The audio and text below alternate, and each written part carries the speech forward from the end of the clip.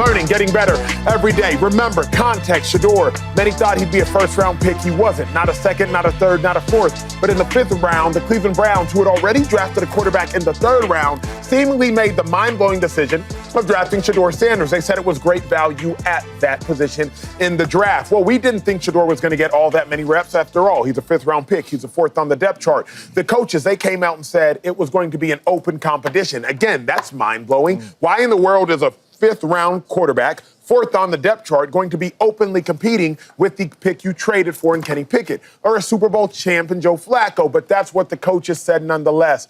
Since that point in time, James, let me ask you this.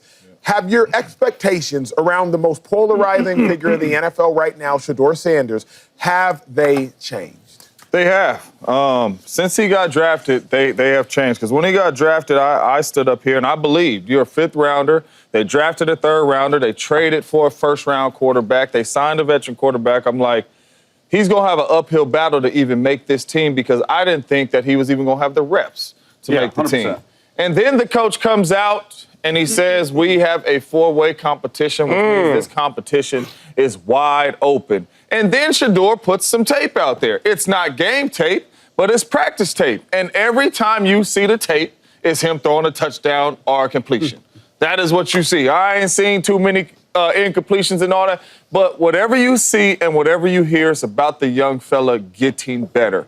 If he steps into this preseason and he plays well and he looks like he's been looking out here at practice and he looks like the Shedeur Sanders from Colorado, you have to start this young boy week one. Oh, wow. It is going to be so much pressure put on this organization. It has been years and years and years since the Cleveland Browns has had a consistent, good quarterback. And you sneak and get this one in the fifth round. I think if he shows that he can play with this open competition, the coach is telling us that they are having, and I believe he's the best one out there talent-wise from top to bottom, put him out there week one, let him start, and let him go through his ups and downs. Yeah. So you went from, let me clear my throat, make sure we got this. Let me clear my throat. So you went from make the team to now expect him to start if he plays well. Opportunity to start, yeah. So I went, and that's, my expectation has changed, absolutely, from when he got drafted, fifth overall or fifth round pick, to now to where we are breaking for summer and about to get into training camp, absolutely. And the second it changed for me was when they said it was a four-man competition. Right, wrong, and different. Are you lying or you're not? I don't care. The one thing that I can't go as far as James in saying he's going to start or there's an expectation to start, he still has yet to get a first-team rep. So that's my pause in this whole situation. Look, I don't think he should start week one. I think he's going to be better off coming in off the bench. Now, look, they got to do something with Joe Flacco and Kenny Pickett. Dylan Gabriel, I don't think the talent level is there like Shedeur Sanders, right? He still went ahead of him in the draft, and so there is some politics that happen, as Acho so eloquently told us a couple weeks ago, like in the NFL locker room. So the expectations for me have absolutely changed, and the expectation for me is to try to get in and play well when you do get those first-team reps. Look, even Deuce Staley, okay, the running back coach, drawing conclusions from minicamp, he said, we're out here in pajamas right now. When we're out here in armor, I'll let you know. And that is talking about pads and helmet in preseason games. They have an interesting decision to make if Shedeur Sanders goes out there and balls out. Like I'm talking Dak Prescott-like season, preseason, like Dak had his rookie year. Now, if he doesn't, I don't know if there's a big enough sample size for him to start, but the expectations for sure have changed, in my opinion, and I think in Shedeur's mind, too. Hey, that's Deuce, the running back coach? Yep. Deuce.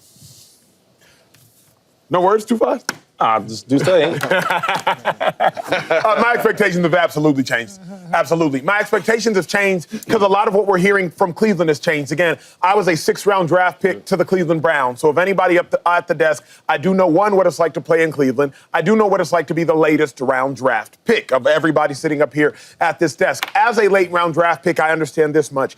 You do not get the same opportunity that those higher drafted than you get, and you do not get the same opportunity that those that have been in the league before you you get. Simple as that. Hence why Shedeur Sanders is 4th on the depth chart. Not because he's the 4th most talented, because of where he was drafted. Hence why Shedeur is still yet to get first-team reps. Not because he may not be the most talented, because he was drafted in the 5th round and he is 4th on the depth chart. I know that. I live that. I have experienced that. Nothing to brag about. Being drafted in the 6th round, for those that are drafted higher, is nothing to brag about. But I can say that I understand it. But now that the coaches have done this and thrown in this wrinkle, saying it's an open competition, my expectations have changed.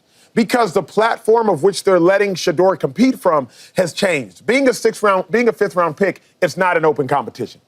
Being drafted after somebody who got drafted at the exact same position, it's not an open competition.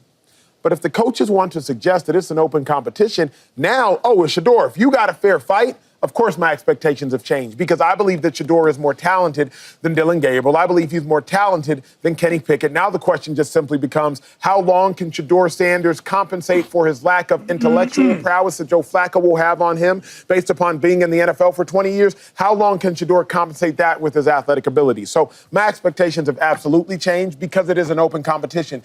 The only thing I am still cautious of is, am I being lied to? Because the Tennessee Titans lied to me. They lied to me when they said it's either Shedeur, Abdul Carter, Cam Ward, or Travis Hunter. It's going to be one of those 4 that we're taking. They lied to me when they said that. The Saints lied to me. They lied to me when I heard all those murmurs that they were going to move up potentially to get Shedeur. Mike Tomlin, I will suggest, lied to me. Shedeur, hey, he looks really good. It would be awesome to have him. He lied to me. Jerry Jones, I would suggest, lied to me. Everything we knew about Shedeur led us to believe he lied to me. They all lied to me. So I'm cognizant of the fact that I might be getting lied to right now. I got lied to in the NFL by my organizations, by several of my organizations. I know that's a possibility as well. Yeah, my opinion stayed the same. And I've noticed this. They're going to gradually keep coming along and agreeing with me. That's how it works in this show. You know what I mean? So I'm cool. I'm cool waiting, right? It went from this, that, and you're slowly coming on board. So now the next step is we're going to see him in training camp. Then we're going to see him in preseason. And you know what you're going to be saying? Hey, man, he look good out there. Let's move him to the 3rd position. Now the 2nd position. Eventually, he's going to be a starter. My opinion was always that I think he's the most talented quarterback in that room. And I think he has to prove himself in training camp, and he has to prove himself in preseason that you are the guy. The thing about Shedeur is he's like the new, the football equivalent to Caitlin Clark in basketball. Think about the last time we spoke and had this much blocks about the Browns, right? Every time we talk about the Browns, it's like, yo, man, they gave Watson too much money. Miles Garrett should leave. This, then, the third. We don't ever talk about the Browns. Now every block on every I see on TV is about the Browns. Ain't like they win no games. Why are they talking about the Browns? Shedeur Sanders. Because they know they got a 5th-round quarterback that's really a 1st-round talent.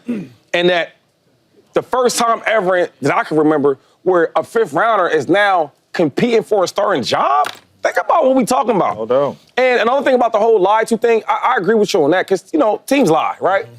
But when you a team like the Browns, who hasn't been good in a long time, right? You might have a year or there, but overall, you haven't been a really good franchise. We can't play around with not playing this guy because where he was drafted at. We need the best players to play now because we're trying to win. Them coaches up for their job. Every other year, they trying to look for a new coach, depending on how the Browns do. So what I'm saying is, if Shedeur does well in training camp and he does well in the preseason, get that boy a chance to start and stop messing around with this thing. Really quick, lied to is when somebody is proven in front of you. Like, Jerry Jones didn't lie to you. You knew he wasn't coming in there to start over Dak. You know what I'm saying? The Titans lied to us, for sure. The Steelers did too. The Titans lied to us. The Saints did too. Whether we know it or not, they lied to us. You feel me? Well, if you know your son was out doing what he was doing, but no, Daddy, I was studying. It don't mean you don't know. They've been saying Cam Ward #1 pick the whole not then. Not the coach. Not the coach. I'm telling you, they lied to us. No, and that's a good question because you brought that up, and I was going to ask you, and you actually made an excellent point because I agree with you. There's been a lot of people in the NFL that have lied to us about Shedeur. Why do people continue lying to us about Shedeur? Because I could make the case that Kevin Stefanski lied to us about Shedeur. He said it was a 4-man competition. He is the only one, Shedeur Sanders is the only one not to get a first-team rep in OTAs. So why are they lying to us about Shedeur? Is it because potential blowback? Because, hey, if you don't give Shedeur's chart, we're going to riot, we're going to do this, we're going to do that? I'm just trying to understand why no one can keep it real about Shedeur, because everyone has lied to us. It's until we find out the truth. If come training camp, Shedeur's getting first team reps. There we go. You good.